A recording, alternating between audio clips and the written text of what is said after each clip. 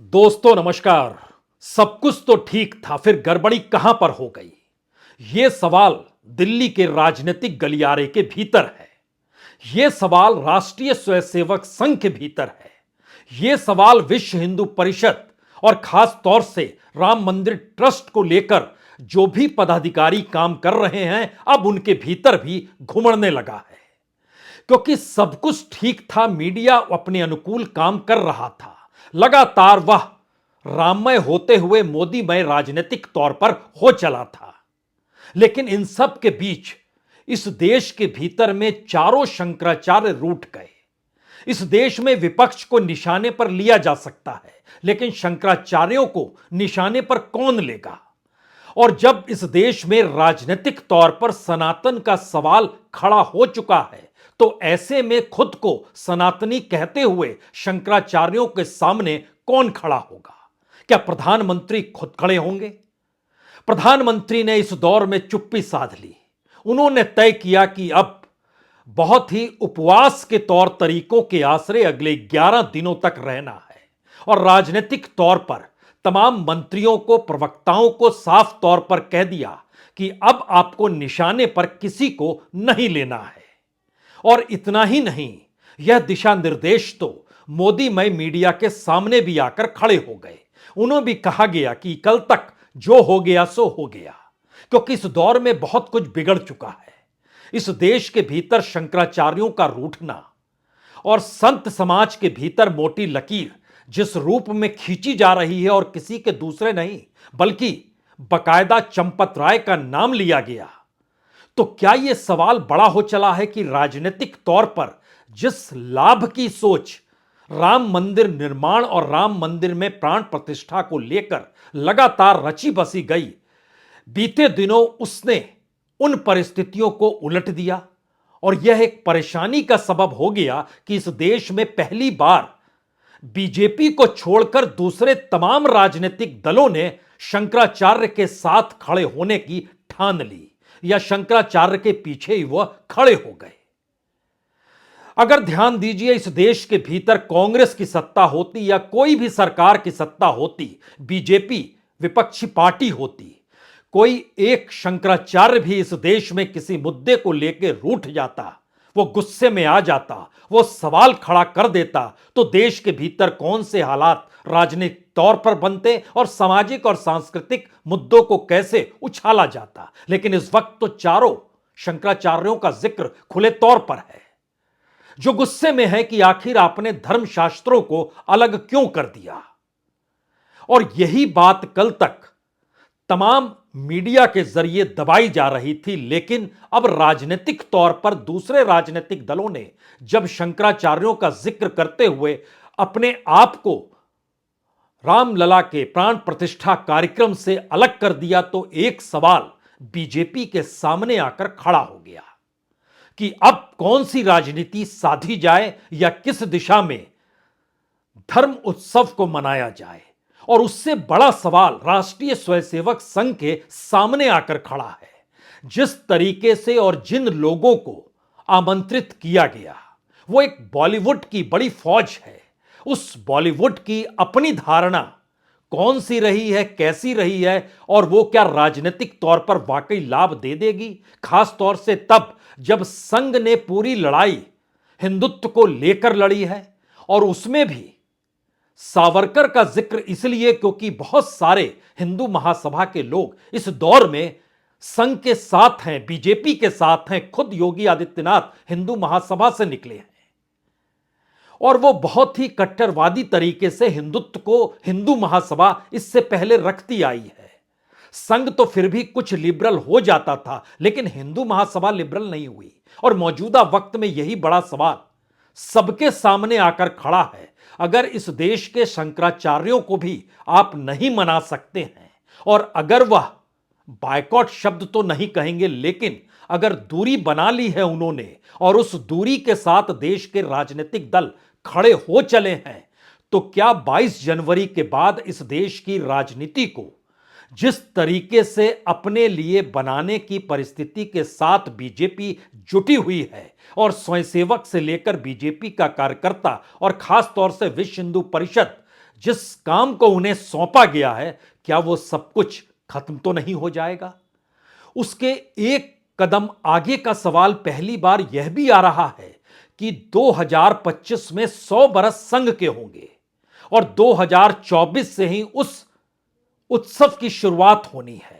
और माना जा रहा है कि राम मंदिर में प्राण प्रतिष्ठा के बाद 100 बरस संघ के उस दिशा में बढ़ना है, लेकिन शंकराचार्य रूठे हुए हैं, संतों के बीच लकीर खिंची हुई है और किस संप्रदाय के हिस्से में कौन है और कौन सा ट्रस्ट जो बनाया गया था इससे पहले, जिसमें तमाम शंकराचार्यों की मौजूदगी थी, अगर उसे ही सरकार ने खत्म कर दिया तो क्या आने वाले वक्त में सवाल नहीं पूछे जाएंगे? क्योंकि अगर ध्यान दीजिए तो संघ ने इस देश के भीतर में जितने भी अखाड़े हैं वहां पर अपनी पहुंच तो बना ली है, लेकिन मठों को लेकर और खास तौर से शंकराचार्य के मठ के भीतर अब उनके लिए मुश्किल होगी, क्योंकि उन्होंने इस दौर में खामोशी बरती या राजनीति का साथ दिया। ये सारे सवाल संघ के भीतर बड़े हैं। ये सारे सवाल बीजेपी की राजनीतिक लाभ की सोच पर नुकसान पहुंचा रहे हैं, क्योंकि पहली बार है कि शंकराचार्य का नाम हर राजनीतिक दल लेने को तैयार है, यहां तक कि वामपंथी भी लेने लगे हैं और कह रहे हैं कि किस हिंदूवादी पार्टी का जिक्र आप कर रहे हैं जो शंकराचार्यों के धर्मशास्त्रों को ही नहीं मानती है। आज भी कुछ प्रेस कॉन्फ्रेंस हुई, आज भी नेताओं की प्रतिक्रिया आई। कुछ प्रतिक्रिया को सुनिए और समझने की कोशिश कीजिए। शंकराचार्य को राजनीति ने और उस राजनीति ने ढाल बना दिया जिस राजनीतिक और राजनीतिक दल को हिंदूवादी मानने की स्थिति में बीजेपी कभी नहीं आती है। सुनिए जरा। और इन चारों शंकराचार्यों ने निर्णय लिया है कि वह अयोध्या नहीं जाएंगे और इस पर कोई आक्रोश नहीं है। क्या यह धर्म को आहत नहीं कर रहा है? धार्मिक चीजों में, धार्मिक अनुष्ठानों में, धार्मिक परंपराओं में, सनातन संस्कृति में राजनीति करना सर्वथा गलत है। क्योंकि हमारे वहां यहाँ ये कहा गया कि आपको शास्त्रों में जो सवाल हो, धर्म में, सनातन धर्म में जो सवाल हो, शंकराचार्य जी उसका जो है उत्तर देंगे, उस कुत्थी को वो सुलझाएंगे।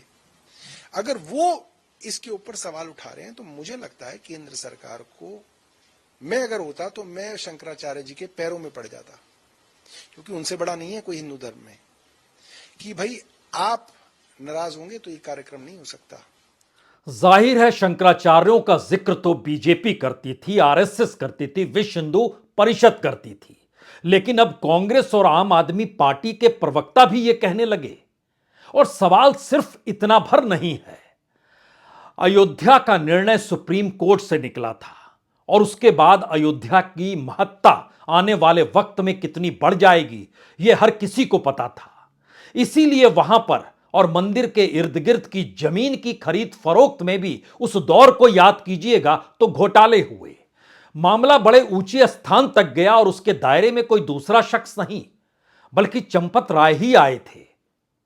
और वही चंपत राय जब तमाम जगहों पर इस बात का जिक्र करने से चूक नहीं रहे हैं कि लाल कृष्ण आडवाणी को आना चाहिए या नहीं आना चाहिए, मुरली मनोहर जोशी को आना चाहिए या नहीं आना चाहिए, या शंकराचार्यों की जरूरत है या नहीं है, तमाम साधु संत समाज की कितनी जरूरत है और यह किस संप्रदाय की जमीन है, इन बातों का जब वो जिक्र कर रहे हैं तो एक बात और खुले तौर पर निकलकर अब संघ और बीजेपी, खास तौर से वह बीजेपी जो मानकर चलती है कि उसके साथ हिंदू वोट बैंक तो लगातार चलेगा, वो कहीं बिखरेगा नहीं, उसके सामने मुश्किल हालात ये हैं कि इस पूरी प्रक्रिया के भीतर अब विश्व हिंदू परिषद का कच्चा चिट्टा भी क्या निकलकर सामने आएगा। अशोक सिंघल पुरानी बात, तोगड़िया पुरानी बात, मौजूदा वक्त की स्थितियों में ही अयोध्या में राम मंदिर के मद्दे नजर ही मीडिया जिन बातों को लगातार दिखा रहा था, अब आदेश और निर्देश है खामोशी बरत लीजिए, संयम से काम लीजिए, क्योंकि स्थितियां बिगड़ रही है। सामाजिक तौर पर अगर लोगों के भीतर इस वक्त सवाल पैदा हो गए संघ के हिंदुत्व को लेकर, विश्व हिंदू परिषद के ट्रस्ट को लेकर और सरकार के राजनीतिक नजरिए को लेकर, तो वो सारी परिस्थिति धूमिल हो जाएगी जिन परिस्थितियों को बनाने में बरसों बरस लग गए और अपनी पहचान तक जोड़ दी गई। तो क्या वाकई अब मीडिया को यह निर्देश तो है कि 6 से 9 घंटे तक वो लगातार टेलीविजन स्क्रीन पर अयोध्या को दिखलाए, और वो दिखला भी रहा है। हो सकता है कई जगहों पर आपको 9 घंटे से ज्यादा मिलेगा, लेकिन 6 से 9 घंटे तो निर्धारित है।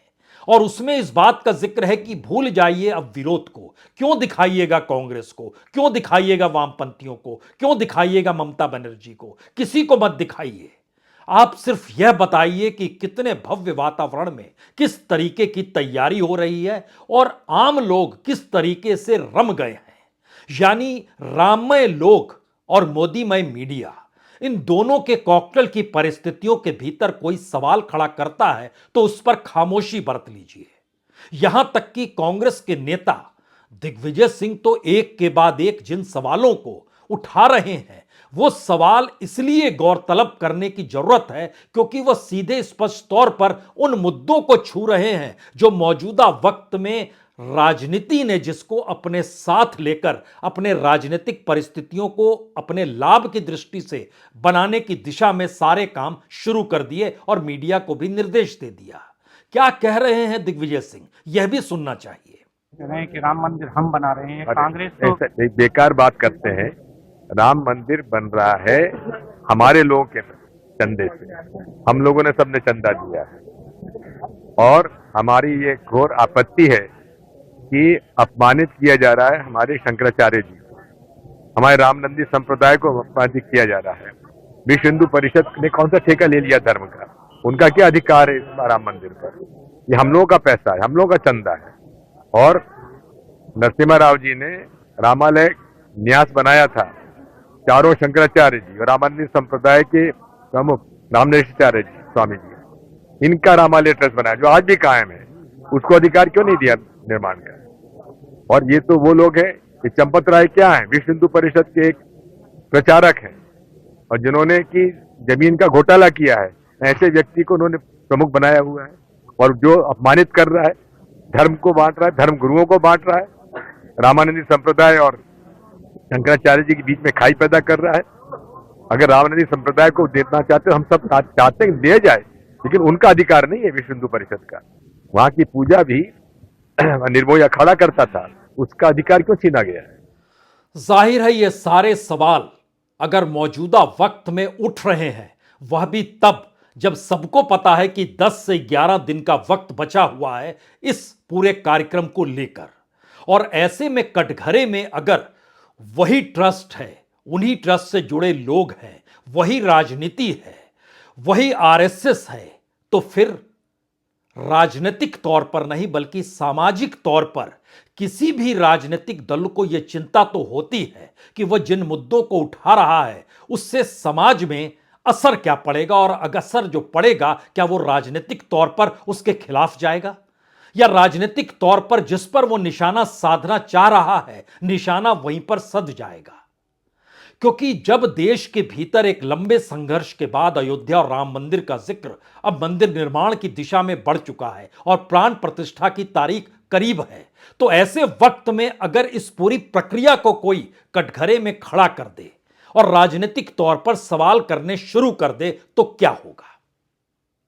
और शायद इसीलिए अब दिशा निर्देश बहुत साफ है कि आपको जिक्रहीन बातों का नहीं करना है जिससे कोई भी सवाल सामने खड़ा होकर कर सके। यह निर्देश तमाम बीजेपी के नेताओं को है, यह निर्देश तमाम प्रवक्ताओं को है, यह निर्देश तमाम आरएसएस से जुड़े स्वयंसेवकों के भीतर भी है और विश्व हिंदू परिषद और यहां तक कि अब ट्रस्ट के लोगों को भी है कि आप शंकराचार्यों को लेकर, संतों को लेकर, समाज को लेकर और तारीख को लेकर और राजनीति को लेकर खामोशी बरत लें।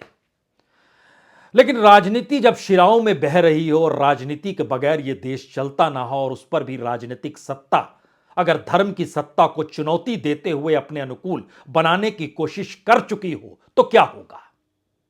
दरअसल आज नासिक में प्रधानमंत्री पहुंचे, उन्होंने पूजा की रामकुंड में और इस बात का ऐलान भी हो गया कि अब वो 11 दिनों तक लगातार पूजा पाठ करेंगे, जो एक पूरी परंपरा है जब प्राण प्रतिष्ठा से पहले की है। लेकिन याद कीजिए, प्रधानमंत्री ने इस देश में राजनीतिक तौर पर सबसे पहले कौन सा नारा उछाला था? उन्होंने इस देश को स्वच्छता का पाठ पढ़ाया था। स्वच्छता का पाठ महात्मा गांधी से भी जुड़ा हुआ है और स्वच्छता का राजनीतिक पाठ इस दौर में भी हर किसी ने पढ़ा। लेकिन इस देश के भीतर बेहतर और सुंदर शहर कौन से होंगे, उनको भी स्वच्छता के साथ जोड़ा गया। तो एक सवाल किसी के जहन में भी आ सकता है, जब स्वच्छता इस राष्ट्रीय मिशन के साथ खुद प्रधानमंत्री ऐलान कर चुके हैं, आज से नहीं 2014 से, तो उसके बाद आज यह कहने की जरूरत क्यों पड़ी कि अब अगले 11 दिनों तक आपको मंदिरों को स्वच्छ रखना है, साफ रखना है। इस देश के भीतर मंदिरों को लेकर स्वच्छता और वहां पर श्रमदान सामान्य तौर पर बड़ा सामान्य नियम है। हर कोई उसमें जुटता है और खुद पुजारी भी उसमें, पंडे पुजारी तमाम लोग स्वच्छ करते हैं और जो भक्तजन होते हैं वह भी वहां स्वच्छता के साथ मौजूदगी अपनी बताना दिखाना चाहते हैं। लेकिन आज प्रधानमंत्री जब नासिक में थे, पूजा पाठ के बाद जब वो निकले तो उन्हें युवा दिवस के मौके पर एक भाषण भी देना था। उन्होंने उस भाषण में भी मंदिरों की स्वच्छता का जिक्र किया। बड़ी महीन लकीर है, लेकिन समझिए जब राजनीति अपने आप में उब जाती है या राजनीति जब हांफने लगती है तो वह पुराने नारों को ही नए शक्ल में लेकर आती है। हालांकि इस दौर में कई बातों का जिक्र भी हुआ, स्वामी विवेकानंद का भी जिक्र किया गया। इतना ही नहीं, जो पूरा भाषण है उसके भीतर अरविंदो का भी जिक्र किया गया, अरविंदो की सोच और उन सबके साथ विवेकानंद ने क्या कहा था, सब कुछ का जिक्र है। लेकिन राजनीतिक नारे उसी शक्ल में निकल कर आए जो स्वच्छता मिशन अभियान के साथ निकले थे। उसको धार्मिक पुट या मंदिर का पुट देने की कोशिश प्रधानमंत्री ने जरूर दी, क्योंकि वो राजनीति कर रहे हैं क्या, यह सवाल हर जहन में इस दौर में तमाम राजनीतिक दलों के साथ साथ शंकराचार्यों के जहन में भी है। तो प्रधानमंत्री क्या कह रहे थे? देशवासियों से फिर अपना आग्रह दोहराऊंगा कि राम मंदिर में प्राण प्रतिष्ठा के पावन अवसर के निमित्त देश के सभी मंदिरों में, सभी तीर्थ क्षेत्रों में स्वच्छता अभियान चलाएं, अपना श्रमदान करें। जाहिर है प्रधानमंत्री युवाओं को संदेश दे रहे हैं स्वच्छता मंदिरों को लेकर। लेकिन इस दौर का सबसे बड़ा सवाल क्या है? सवाल है कि एक हिंदूवादी पार्टी जो खुद को कहती है एक हिंदू राष्ट्र की दिशा में बढ़ाने वाला कदम जो राष्ट्रीय स्वयंसेवक संघ ने अपनाया और लगातार जिन बातों का वो जिक्र करते रहे, उसमें एक वक्त राजनीति के लिहाज से हिंदू धर्म वे ऑफ लाइफ था, यानी जीने का तरीका था। और एक वक्त जब धर्मांतरण का सवाल आया तो फिर हिंदू एक धर्म था। राजनीतिक तौर पर इन दोनों को मिक्स करके अपने अनुकूल बनाने की परिस्थिति बार बार परोसी गई। लेकिन इस पूरे क्रम में आपको कभी नजर नहीं आएगा कि बीजेपी और प्रधानमंत्री मोदी को लेकर संतों के बीच कोई सवाल हो, शंकराचार्यों के भीतर कोई सवाल हो। और विश्व हिंदू परिषद ने जिस लिहाज से, विश्व हिंदू परिषद में सबसे ज्यादा सदस्य कब बढ़े थे? उस दौर में बढ़े थे जब राम जन्मभूमि आंदोलन चल रहा था। और जानकर हैरत होगी कि राम जन्मभूमि आंदोलन के वक्त यानी 1989, 1990, 1991, उन 3 बरस में विश्व हिंदू परिषद के साथ और 92 के बाद कहीं और ज्यादा जितने लोग आरएसएस के सदस्य नहीं बन रहे थे, उससे ज्यादा विश्व हिंदू परिषद से लोग जुड़ते चले जा रहे थे। यह एक बड़ी सफलता थी विश्व हिंदू परिषद की। लेकिन इन तमाम परिस्थिति में एक क्षण के लिए सोचिए कि राजनीतिक सत्ता ने अगर संघ का इस्तेमाल राजनीतिक तौर पर करने की शुरुआत शुरू की, जब वो अयोध्या का जिक्र भी नहीं कर रहे थे। वो किसानों का सवाल हो तो किसान संघ के सर्वोपरि बदल दिए गए और सत्ता यानी दिल्ली की सत्ता के अनुकूल वहां पर किसान संघ के व्यक्ति को लाया गया। जब मजदूरों का सवाल आया तो भारतीय मजदूर संघ में जो सवाल उठाते थे सरकार की नीतियों को लेकर, उनको भी दरकिनार किया गया। जब विदेशी पैसा भारत में आए और इस देश के भीतर स्वदेशी जागरण मंच भी काम करे, वहां से भी लोगों को शिफ्ट किया गया। और जब हिंदुत्व का राग इस देश के भीतर कैसे होना चाहिए, तो विश्व हिंदू परिषद से भी प्रवीण तोगड़िया को दरकिनार किया गया। यानी राजनीति को साधने के लिए अगर समूचे संघ का इस्तेमाल किया जा रहा है, तो आखिरी जो सबसे बड़ा सवाल है वो दरअसल संघ की अपनी जमीन को लेकर है, जिसकी शुरुआत हेडगेवार ने की थी। यानी हेडगेवार हो या फिर गुरु गोलवलकर हो या देवरस का दौर हो या मौजूदा वक्त में आप खड़े हो जाइए मोहन भागवत जी के साथ, उससे पहले कुप्सी सुदर्शन के साथ। अगर इस पूरी कड़ी को देखेंगे, इस दौर में हिंदुत्व को लेकर 2014 से पहले का सवाल है। इस पूरी कड़ी में जो भी भाषण इनके दिए गए, जो कि दस्तावेज के रूप में हर जगह मौजूद हैं, उन भाषणों को अगर अध्ययन कीजिए तो आप हिंदुत्व की उस परिभाषा को समझ पाएंगे जो परिभाषा मौजूदा वक्त में शंकराचार्यों के उठाए गए सवालों से मेल खाती है। तो क्या इस दौर में हिंदुत्व की परिभाषा भी बदली जा रही है? राजनीतिक सत्ता के अनुकूल लकीर खिंचती चली जाए, इसीलिए ऐसी परिस्थिति लाई गई है? हो सकता है या हो रहा है। यह संघ को सोचना है, क्योंकि संघ के भीतर तो गुस्सा इस बात को लेकर भी है कि जिन रूप में आमंत्रित किया जा रहा है और आमंत्रण जिस रूप में दिया जा रहा है, वो मैसेज क्या है? यह कार्यक्रम है किसका? ट्रस्ट का कार्यक्रम है, सरकार का कार्यक्रम है, आरएसएस का कार्यक्रम है, बीजेपी का कार्यक्रम है? किसका कार्यक्रम है ये? क्योंकि विश्व हिंदू परिषद के नेता और दूसरी तरफ सरकार द्वारा तय किए गए अधिकारी, दोनों अधिकारी खुद कार्ड लेकर पहुंचते हैं सरसंघचालक के पास, और इसी तरीके से दो दो अधिकारी देश में उन तमाम जगहों पर पहुंचते हैं जो चाहे इस देश के सिल्वर स्क्रीन पर रेंगने वाले हीरो हीरोइन ही क्यों ना हो, और उन हीरो हीरोइन, नायक नायिकाओं को लेकर या कलाकारों को लेकर उनके साथ दो दो हाथ इस देश के कई हिंदूवादी संगठन कई मौकों पर कर चुके हैं। आमंत्रित किया जा रहा है। क्यों? क्योंकि इस देश का जो क्रीम क्लास है, जिसकी लोकप्रियता चरम पर है, जिसकी फैन क्लब है, वो सोशल मीडिया हो या सामान्य तौर पर हो, उस फैन क्लब को सरकार अपने साथ लेकर आना चाहती है। इसीलिए वीवीआईपी वही तय हुए जिनकी अपनी लोकप्रियता की पराकाष्ठा है, क्योंकि सीमित लोगों को बुलाना है, सबको बुलाया नहीं जा सकता है। प्रधानमंत्री हाथ जोड़कर कह चुके हैं 22 तारीख को आप अपने घरों में रहें, मंदिरों में पूजा पाठ करें, दिया जलाएं, सब कुछ तो कह चुके हैं। यह काम उन लोगों के लिए नहीं जिनको निमंत्रण पत्र दिया गया, वह तो सीधे वहां प्रकट होंगे, आएंगे। उनकी अपनी आस्था, उनकी अपनी जरूरत, उनकी अपनी जीवन शैली, उनकी तमाम सोच वो कोई मायने नहीं रखती है। उनकी लोकप्रियता और उनका फैन क्लब मायने रखता है। तो राजनीतिक तौर पर जिस रास्ते पर मौजूदा वक्त में अयोध्या राम मंदिर और प्राण प्रतिष्ठा की दिशा को ले जाया जा रहा है, उसमें पहली बार मुश्किल हालात उन्हीं के सामने है जिन्होंने अपनी जमीन ही उस हिंदुत्व को सींच कर बनाई, जिस पर जब राम का जिक्र हो तो रामनवमी का जिक्र हो। रामनवमी राम का जन्मदिन का दिन है, लेकिन संयोग ऐसा है कि जन्मदिन इस देश में लोकसभा चुनाव के बीच में पड़ रहा है। 17 अप्रैल के दिन पड़ रहा है। तो राम मंदिर इस दौर में कोई सत्ता तय नहीं कर पाई, मौजूदा सत्ता ने ही तो तय किया। और सुप्रीम कोर्ट में जब फैसला आया तो जिस चीफ जस्टिस ने फैसला दिलाया, जिस बेंच में वो मौजूद थे, उसके बाद चीफ जस्टिस तो उसी संसद में आ गए।